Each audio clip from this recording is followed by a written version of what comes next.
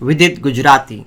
I want to give him a new name, that is a peaceful warrior. We all know this thing that Vidit meditates on Black Lotus app every single day. He is putting out a very long streak that is more than 200 days now, and because of all those things, he plays very calm and composed way in his game. That's the secret of his strong play, I must say. Because if you are calm, then you can think better, you can take rational decisions, and the way Vidit is playing in time pressure is truly amazing. In the fourth round, he was playing against American youngster Grandmaster Jeffery Xiong, who is also a 2700 player. It means that he's a strong player. But to win against him with 2-0 score is not at all easy. And he made it possible, means Vidit made it possible by playing rock solid chess. In the first round, he won the game against Jeffrey, and the second round, he had to just make a draw. But Vidit kept on pressurizing his opponent, and when it comes to the time pressure, his opponent made a mistake, and Vidit did not lose a single opportunity to take the advantage, and he won the game very efficiently. So today we are going to see the game of our peaceful warrior, and we are going to enjoy this thing. I hope that you will love this game, and don't forget to like this video and subscribe to my channel if you are new there. And if you have any comments about the game, then do comment it in the comment section. Okay, coming to the game, Vidit was white in this game. He had to win, okay, means draw to qualify for the fifth round. Now he, after winning this game, he is already there in the top 16 players in the World Cup, and he will be fighting out to be the World Cup champion, okay, World Cup winner. So here Vidit starts with d4 move. His opponent plays d6. Jeffery Xiong is black, knight f3, knight f6. Vidit goes for c4. Opponent plays g6. Well, we can understand that he is going to take the King's Indian setup by playing bishop to g7. Vidit goes for g3 move. This is also a very standard way in which Vidit is playing since long time. He goes for bishop g2, then he castles, and then after the position is kind of ripe, he goes for the attack in the center of the board. His opponent plays bishop to g7, bishop to g2. Both are developing the pieces. Now he plays bishop f5. Well, bishop f5 is a good move to control the center, but by playing bishop to f5, you can see the pawn on b7 is little bit weak, and with it quickly goes with queen to b3 and attacks the pawn on b7 square. Now opponent needs to defend that pawn, so he plays queen to c8. The point is like he is defending, as well as maybe in future bishop h3 can be played, and the bishop on g2 can be exchanged. Vidit plays knight c3, just developing a piece and trying to control the e4 square. Another idea is there, the knight can jump over to these squares and put some pressure. So opponent plays c6, controlling these two squares. Okay, Vidit calmly castles in this position. Black also castles in this position, and now it's time to control more in the center of the board. So he plays a rook e1 move. Well, usually I have seen that players go for rook d1 also in order to do something, but Vidit plays rook to e1 because he wants to go for e4 move. Well, here he plays bishop to g4, and now finally e4 is played. Here bishop into f3 was played in the game, but e5 was also one of the possibilities which can be played, but e5 has a drawback. What is the drawback? One thing is there, d into e5, d into e5, and knight into e5 will be played. And here the normal trick with knight into e4, knight into e4, and bishop into e5 will not be working because of something. Because okay, you have recovered the pawn, but the thing is that now white has a strong move, that is bishop h6. The rook is being attacked, and if you try to defend it with bishop to g7, the problem is bishop into g7, king into g7 will be played, and then we have this, means Vidit has this queen c3 check. The king is not having any good squares. If you play f6 move in this case, then we have knight into f6. If rook captures here, the rook is having the support of the king, but rook e7 is a good idea. And now no matter what you play, the thing is that queen into f6 is coming, and several checkmate threats are there, and black will be just lost. If he doesn't play f6, and if he goes for king to g8, then obviously we can see knight f6 check, king will come here, and then we can give a checkmate with knight to e8, double check is there, or even we can play knight h5. Okay, knight h5 is also one of the possibilities by which you can play, and king will come here, then we can give queen g7 check. If he captures here, then well, rook e5 check is there. If f5 is played, then we can give queen h7 check, king will come here, and then queen h4 will lead to a checkmate. So there are many interesting possibilities which might happen if f5 and if this is captured. So opponent did not go for this thing. Here in this position after e4, he played bishop into f3, okay, then bishop into f3, and now he plays e5. This e5 move is directed towards blocking this bishop's path, because the pawn cannot really come forward. But In a way, you are blocking your own bishop also. Okay, so Vidit here plays d into e5, not allowing this bishop to come up in the game, and now he plays c5 move. Why is he playing this move? Well, e4 move was played, that time d5 is covered, now c5 is played, so the d6 is also covered. So one by one he is covering more squares on the d file over here. And now black plays knight to a6, the pawn on c5 is being attacked. He plays bishop e3 supporting the pawn, knight goes to c7 square, and now he brings the rook in the game.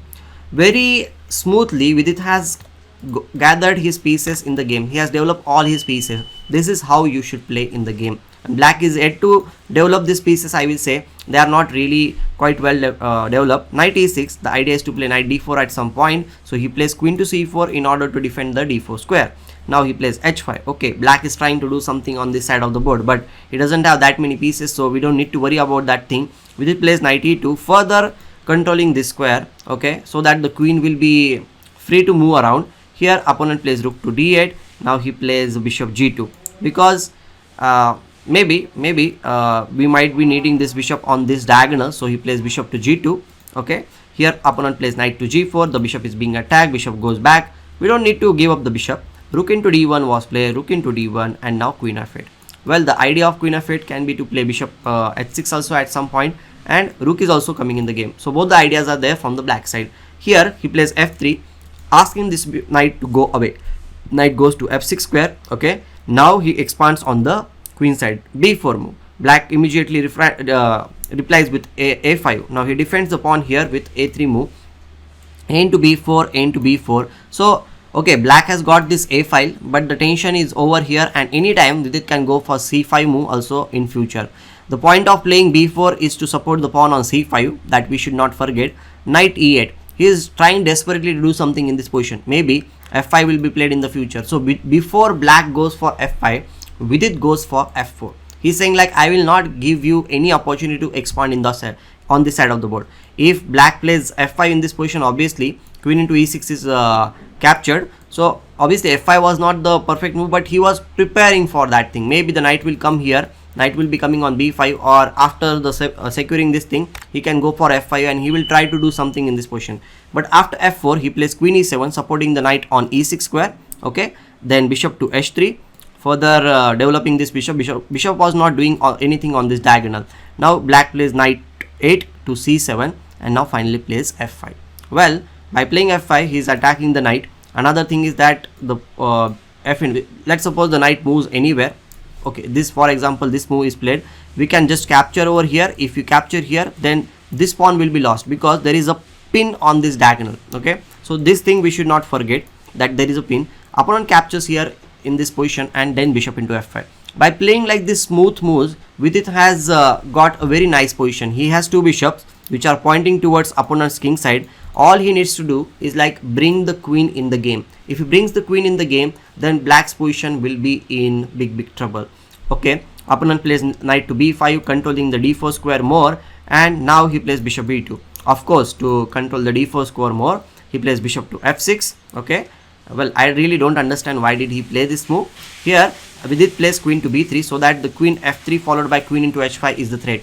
As I said earlier, that Vidit just needs his queen in the game. Okay, then Jeffery plays knight e d4, trying to exchange one pair of knight into d4, and then he plays e into d4. Of course, knight into d4 was a possibility, and then in that case, well, I think we can even capture bishop into d4. The position will be equal. But as we have seen in previous games also, that whenever the opposite color bishop are there on the board, and if one side gets the opportunity to attack, then it will be a very great success for the side which is having the attack. And Vidit definitely has more possibilities in this position to attack than black. Okay, so he did not go for this thing. He plays e into d4, and now queen f3. Finally the queen is going towards this side of the board. Jeffery plays knight to c3 in this position, attacking the rook. Rook goes to d2 square, controlling everything. Now rook a2 is, even if it comes, we have the support of the b2 pawn, means b2 bishop here. Rook comes on a4, the pawn on b4 is being attacked.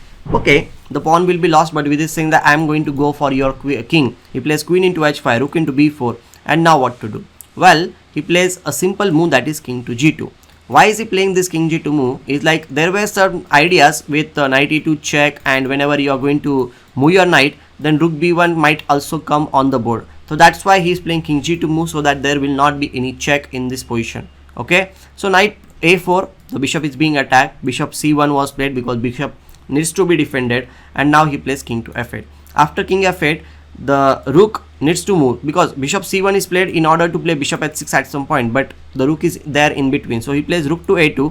Whenever the knight moves, the rook will be giving a check, and there will be a checkmating possibilities on the board. So here he plays queen to e5, but this is not going to help him. Here he plays bishop to f4. Well, I just must say this thing. This position is already very difficult for black because his king is too much exposed and bishop is not ready to defend everything. Okay, the h square is defended, but the inclusion of the bishop, that is the last square bishop, assures victory for Vidit here in this position. Now he plays queen e5. The queen is being attacked with bishop to f4. The pawn is captured here, but now comes the queen to h6 check.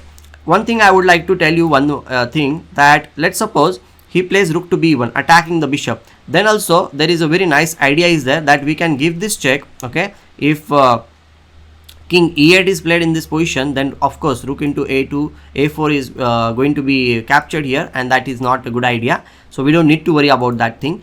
And let's suppose okay, in the game he played queen e5, bishop f4 was played, queen to c5, and now he plays queen h6 check, king e7. Instead of king e7, if he plays bishop g7, this is also a very viable option, but the thing is that bishop d6 check and the queen will be lost, followed by rook is also being captured. So that's not a good idea from his side. Okay, then that's why he plays king to e7, but now he plays e5 move. The point is, like, you are attacking bishop into e5. If you play here in this position, then bishop g5 check will be given. If you play this thing, then this bishop is controlling everything, so you just need to give this check. King doesn't have that many squares. If king d8 is played, then queen d7 is a checkmate. If you go for king to e8 in this situation, then queen d7 again a check, here again a check, king will come here, and then queen g7 will lead to a check and mate. So the position is getting checkmated, means opponent is getting checkmated. He plays queen d5 check, a final resource, but the king goes on h3 square. It is a very safe zone for him. Bishop into e5 is played. Now rook comes on the e2, attacking here. The bishop is pinned, so he defends the bishop, but now Vidit comes up with the final blow in this position, that is rook into e5 check. The point is, if you play f into e5, then bishop g5 check, as we already know that bishops are controlling these two diagonals. If king f7 is played, we can give queen to h7 check. Wherever the king goes, if he goes here in this situation, then we have queen e7 check. If king g8, well, we can capture the queen, but there is a better alternative, that is bishop to h7 check, king h8, and bishop f6 is a check and mate.